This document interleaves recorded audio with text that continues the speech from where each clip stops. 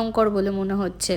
আসলে আপনাদের বলেছিলাম যে আমরা প্রপার রেসিডেন্সিয়াল এরিয়াতে থাকি, তো এখানে কিন্তু দোকান বাজার কিছুই দেখবেন না, যা যতদূর আর কি চোখ যাবে ততদূর আপনারা ঘর বাড়িই দেখতে পাবেন। আচ্ছা, বাইরে প্রচণ্ড হাওয়া দিচ্ছে, তাই জন্য হাঁটতেও কিন্তু বেশ ভালোই লাগছে। আর এই যে সামনে যে বাড়িটি দেখাচ্ছি, দেখুন কি ভয়ঙ্কর লাগছে।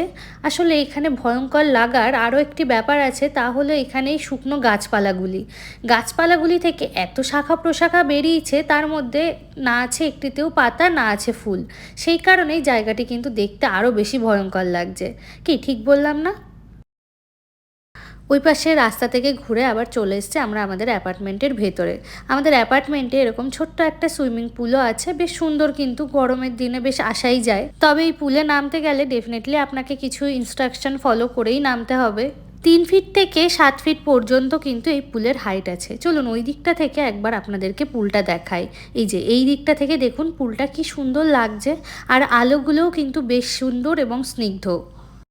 আলোর জন্যই পুরো পুলটা কিন্তু দেখতে আরও বেশি সুন্দর লাগছে। আমি এখানে খোঁজার চেষ্টা করছিলাম পুলে যাওয়ার গেটটি, তবে গেট এখন বন্ধ আছে। আমার মনে হয় গরমকালেই আর কি এই গেটটা খোলে, বা হয়তো খোলা ছিল এখন বন্ধ করে দিয়েছে। আমি যদিও ঠিকঠাক সেরকম জায়গা খুঁজে পেলাম না।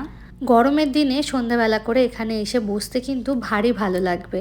এই যে এখন যে জায়গাটি দেখাচ্ছি, এটা কিন্তু অন্য আর একটি বিল্ডিং। প্রত্যেকটা বিল্ডিংয়ের রং বেশ অন্য, মানে বিল্ডিংয়ের বাইরের রংটা সবকটির সেম হলেও ভেতরে কিন্তু একদম আলাদা আলাদা।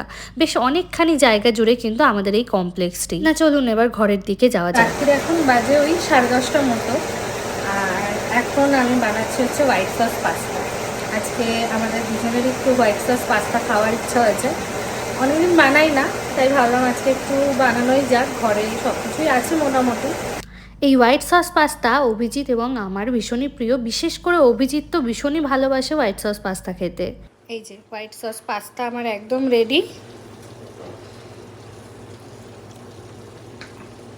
একটুখানি চেখেও দেখে নিয়েছি কেমন কি স্বাদ হয়েছে, নুন টুনগুলো সব ঠিক আছে কি না।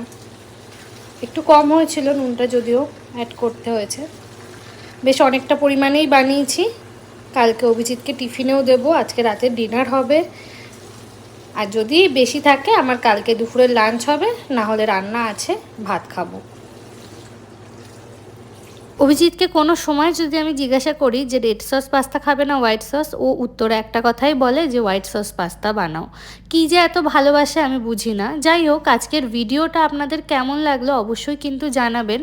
আর একজন আমাকে অলরেডি রিকোয়েস্ট করেছেন যে হোয়াইট সস পাস্তার রেসিপিটা যাতে আমি শেয়ার করি। খুব তাড়াতাড়ি শেয়ার করব, বাট আজকের ভিডিওটা এখানেই শেষ করছি। সবাই খুব ভালো থাকবেন।